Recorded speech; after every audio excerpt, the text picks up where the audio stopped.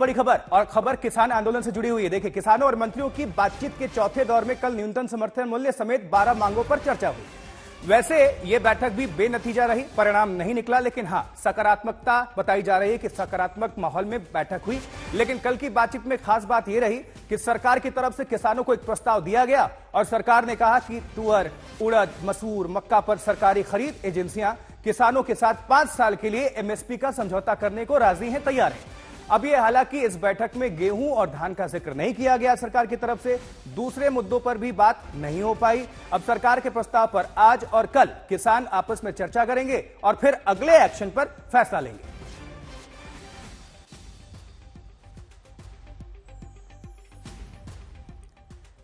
चलिए अब जरा जल्दी से समझ लेते हैं कि डिमांड क्या है किसानों की तरफ से और गारंटी क्या है सरकार की तरफ से। देखिए, किसानों की मांग, क्या स्थिति है। एमएसपी गारंटी कानून हो, सरकार का प्रस्ताव। अब स्वामीनाथन आयोग C2+50 सहमति इस पर बाकी है।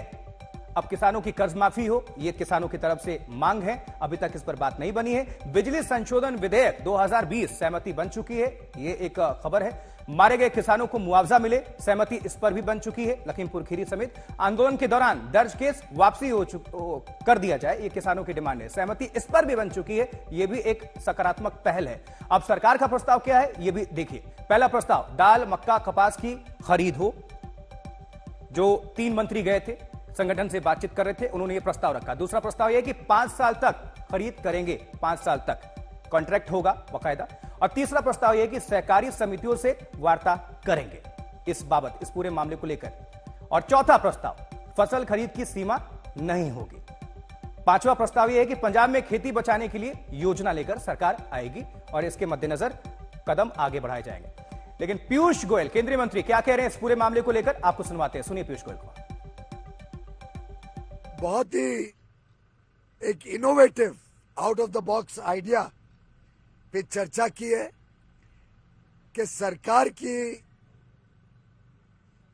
प्रमोटेड जो कोऑपरेटिव सोसाइटीज हैं, चाहे वो एनसीसीएफ हो, national consumer cooperative federation, NAFED, ऐसी संस्थाओं द्वारा जो किसान अपना क्रॉप डाइवर्सिफाई करके या तो तूर दाल बनाए, उड़द दाल बनाए, मसूर की दाल बनाए या मक्का बनाए, उनको 5 साल के लिए एक कॉन्ट्रैक्ट करके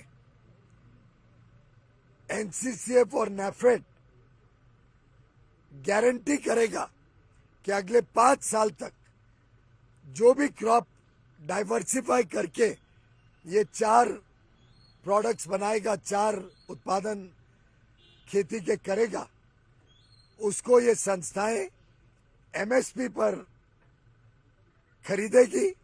हम चाहते हैं कि कॉटन पुनर्जीवित हो, पंजाब फिर एक बार कॉटन की खेती में, कापूस की खेती में अपना प्राथमिक स्थान ले।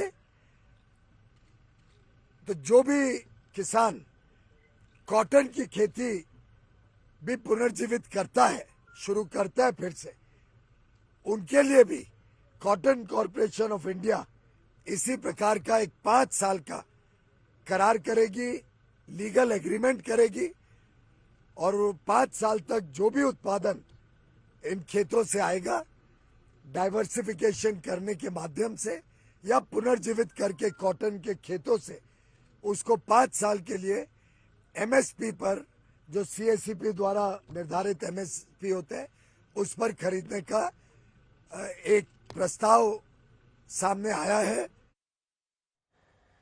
शंभू बॉर्डर, सिंघू बॉर्डर और गाजीपुर बॉर्डर, यहां क्या हलचल है, चलिए आपको तस्वीरें भी दिखाते हैं, जानकारी पहुंचाते हैं, क्योंकि हमारे साथ हमारे 3 सहयोगी यहां से जुड़ चुके हैं।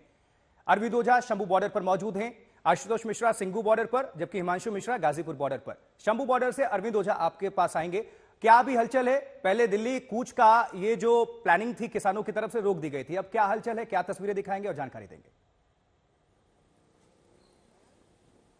नहीं, देखिए, जब ये पूरी प्रेस कॉन्फ्रेंस की पीयूष गोयल ने, उसके बाद बाकायदा किसान नेताओं ने ये भी कहा कि 21 तारीख तक वो स्टैंड बाई रहेंगे और उस दौरान जो प्रस्ताव सरकार की तरफ से मिले हैं उस पर विशेषज्ञों और किसानों से चर्चा करेंगे। वो तमाम किसान लीडर शंभू बॉर्डर पर इस वक्त पहुंच चुके हैं। तस्वीरें सीधे हमको दिखाते हैं यहाँ पर कि संख्या में कोई कमी नहीं आई है। लगभग 10,000 के लगभग जो किसान हैं यहाँ पर मौजूद है। और वो किसान लीडर जो चंडीगढ़ में कल सरकार के साथ मीटिंग में शामिल थे, वो फिलहाल शंभू बॉर्डर पहुंच चुके हैं और किसानों से चर्चा कर रहे हैं। बहुत मुमकिन है कि कुछ देर बाद वो प्रेस कॉन्फ्रेंस करके ये बताएं, इस बात का खुलासा करें कि क्या सरकार ने जो प्रस्ताव दिया है उस पर वो मंजूरी रखते हैं या नहीं रखते हैं। अगर मंजूर नहीं होंगे तो फिर ये भी ऐलान किया है कि सरकार उन्हें दिल्ली जाने तक का सुरक्षित रास्ता मुहैया कराए। ठीक है अरविंद, बने रहिए। वापस आते हैं सिंघू बॉर्डर, आप सभी को लिए चलते हैं आशुतोष मिश्रा के पास, हमारे सहयोगी के पास। आशुतोष, वहां पर क्या हलचल, क्या कह रहे हैं किसान और स्थिति क्या है? नहीं, किसान तो यहाँ है ही नहीं ना। किसान तो 200 किलोमीटर दूर है। ये जो पहरा लगाया है पीछे, वो इसलिए कि किसान जब यहाँ पर आएंगे तब उन्हें रोका जा सके। अभी तो यहाँ किसान है ही नहीं। अभी तो यहाँ सिर्फ पुलिस है, अर्धसैनिक बल है जिनको तैनात किया गया है। लेकिन हाँ, जिन संयुक्त किसान मोर्चा के साथ मेरी लगातार बातचीत हो रही है, हाँ, उन्होंने ये कहा है कि दरअसल 21 और 22 तारीख को सिर्फ बीजेपी ही नहीं बल्कि एनडीए के तमाम मंत्री, विधायकों, सांसदों, नेताओं के घर का घेराव करेंगे, बड़ा प्रदर्शन मार्च करेंगे, काले झंडे दिखाएंगे। ये 21 और 22 की योजना तय हो चुकी है। साथ ही संयुक्त किसान मोर्चा ने 21 और 22 को अपनी बैठक बुलाई है दिल्ली में, और इस बैठक में ये तय होगा कि अब आगे की रणनीति क्या होगी, क्योंकि अभी तक जो बातचीत हो रही है उसमें कुछ सकारात्मक है, बाकी पे नतीजे पर नहीं पहुंच पा रहे हैं। लेकिन सबसे बड़े संगठन अभी तक शामिल नहीं है, तो वो ये तय करेंगे इस बैठक में कि क्या इसके साथ जाना है और आगे क्या करेंगे। ठीक है आशीष, जुड़े रहिए। वापस आते हैं अब गाजीपुर बॉर्डर, जल्दी से लिए चलते हैं हिमांशु मिश्रा के पास। हिमांशु, आपके पीछे तो सिर्फ बैरिकेडिंग ही नजर आ रही है, ट्रैफिक व्यवस्था किस तरह से है? क्या किसान वहां पर हैं या नहीं है? क्या स्थिति, क्या तस्वीर?